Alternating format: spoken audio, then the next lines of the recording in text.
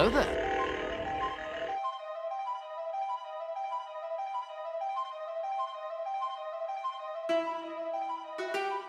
Hi everybody and welcome back to my channel. So today I have a very epic video for you guys.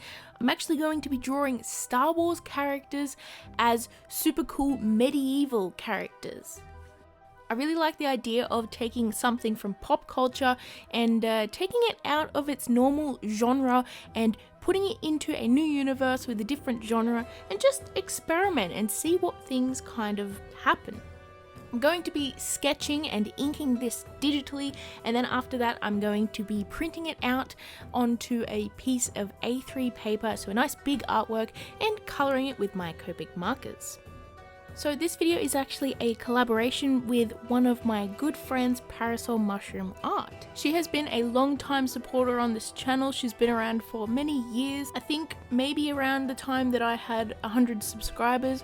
She does some pretty awesome stuff, and we are both doing Star Wars fan art today, and yeah, I'm really excited to see what she does. But yeah, go subscribe to her on YouTube. She's so close to 1,000 subscribers, and I feel like we can push her over that 1K milestone. So let's give her some support and get her there. Now with this artwork, it actually took me quite a long time to complete. As you can see, it is a rather larger artwork than I'm used to. Most of the time I do work in A4, but this time I wanted to try and make something a little bit more epic. So I decided to go with A3, and as well as that, I also put a hell of a lot more detail in this artwork than I usually do. But I'm actually quite happy that I did that because the results are, well, they speak for themselves. I also did something that I don't usually do in my artworks, and I used perspective for the background. Now this is something I kind of avoid doing sometimes because, to be honest, it is a little bit difficult for me, and I'm also lazy, but this time I wanted to push myself and see if I could improve and make an artwork that I was really proud of. Now that's actually one of the reasons why I also did the line art digitally and then printed it out, is because I really wanted to get in some really nice details and really fine sort of bits in the artwork that would have been really hard to do traditionally. I actually find it a lot easier to ink digitally because, well, you can erase things, you can undo things, but also you can zoom right into the tiniest details and use a really small brush and get in details in a way that you just can't do it traditionally.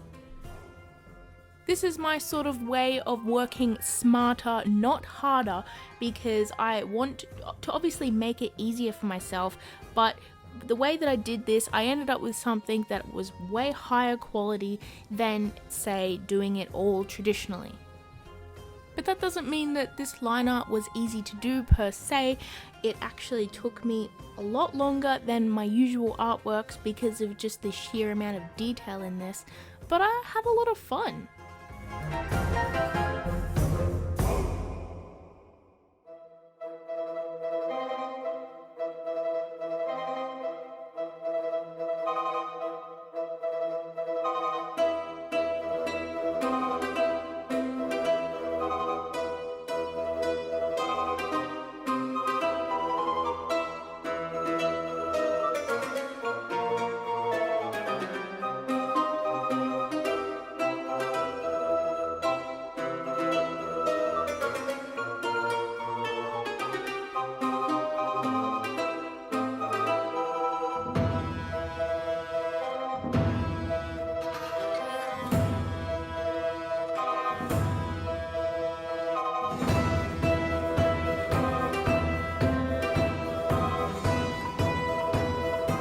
So for these characters' outfits, I was actually very tempted to go like full intricate suit of armor in the style of a Jedi Knight, but overall I decided to not go with that route because I wanted to try and stay true to the original sort of designs for this, because I wanted it to be very recognizable as Star Wars characters. But of course I wanted to give it a bit of a medieval flair with some chainmail and random little bits like armor on his knees and shoulders and that kind of thing. And of course give them swords instead of lightsabers because this is medieval.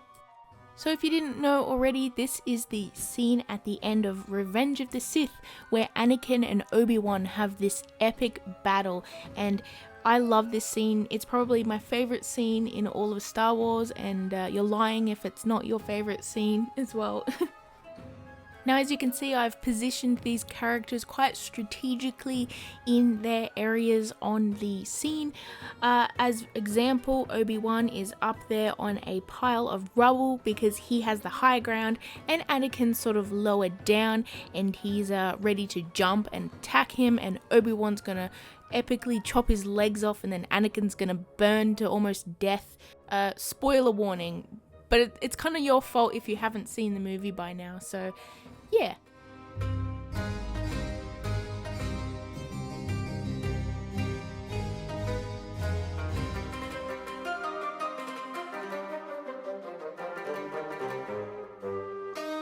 So now it is time to color in this bad boy, and I was so excited to dive right into it. Now I actually got this line art printed at my local Office Works. I find that the ink that they use, I believe it's laser toner ink, works amazingly with the Copics, and the thing I love about the sort of printing method that Office Works uses is that the inking is so dark. Like, it is way darker than if I would have inked it with my own pens, so it gives a really nice crisp line art, and it doesn't even get sort of hidden even when you color over it in black. So yeah, I love it. Also, the paper that they print on is, I believe, the same paper that I buy for my Copic markers, and that is the J. Burroughs sort of uncoated paper. It's basically a dupe for Expressive Blending Card, but at a fraction of the price, so you gotta love that. Now, diving right into it, I'm going into the background first for this illustration because it is a very intense sort of detailed background, and I wanted to sort of get all of the contrast and colors perfect on that background before I work onto the characters themselves. That way I can shade the characters with the appropriate amount of contrast that matches the background. Now with the background, I used a lot of different greys here and there, and I pushed the contrast quite a bit, and then after this I added in a lot of yellows and stuff because I wanted to have a lot of fire in this illustration, because we can't have this scene where, you know, on a lava planet or anything like that, because this is medieval and they don't really have that kind of technology. So I decided a castle, and maybe there was like an epic fight happening out of view, and there's, you know, arrows and fire everywhere, so that's my workaround.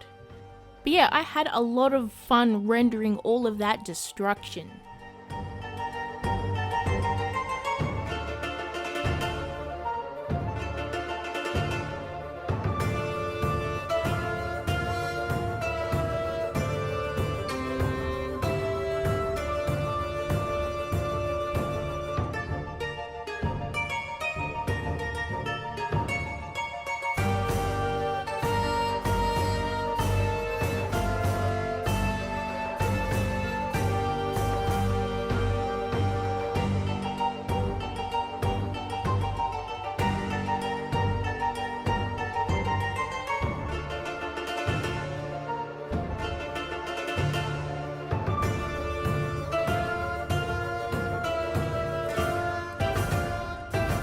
Now, if you like the music in this video, I have to shout out this awesome dude. His name is Samuel Kim Music here on YouTube, and he does amazing sort of different renditions of music from pop culture, but he does a different spin on it, and this one is Star Wars music as if it was medieval, which is perfect for this video.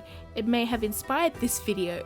But yeah, definitely go check him out. I'll put links in the description of the music where you can get it and his channel, and yeah, enjoy.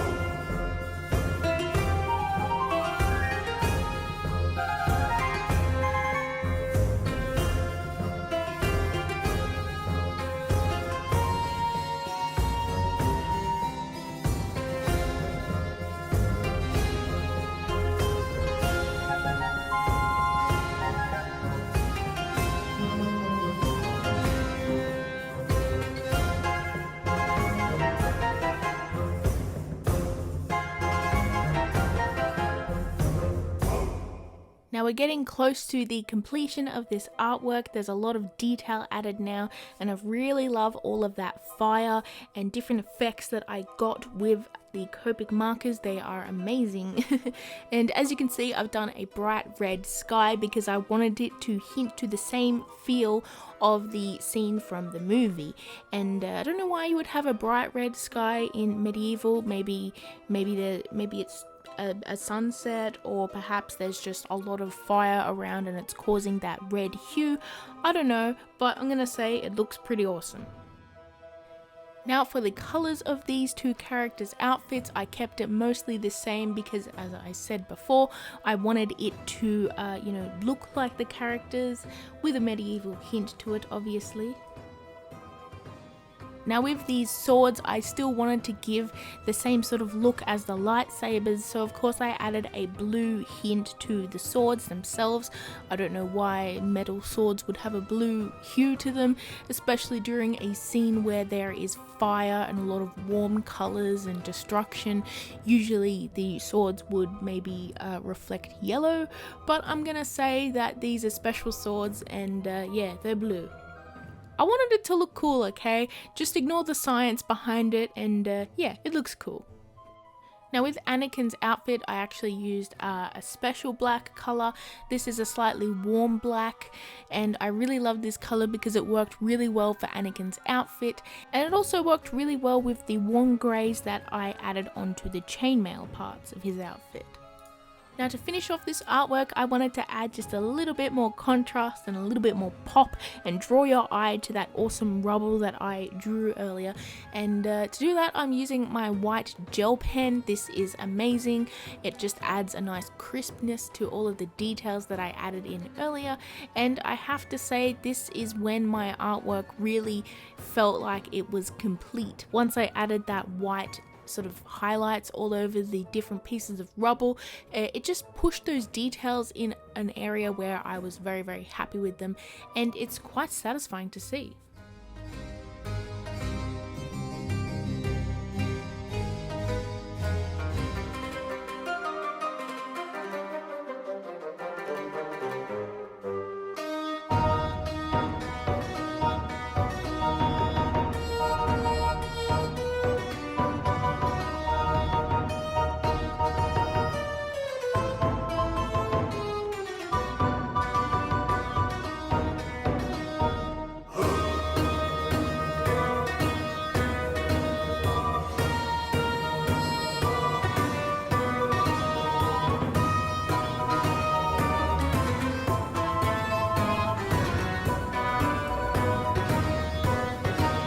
So here's the final results for this artwork, and I have to say I love it so much. This is probably one of my favorite Copic pieces I've ever created. The intensity of it, the emotion in it, and I just really, really like it. So anyways, thank you all so much for watching. I hope you enjoyed this video. Now go subscribe to Parasol Mushroom Art and check out her video too. And I'll see you later. Bye everyone.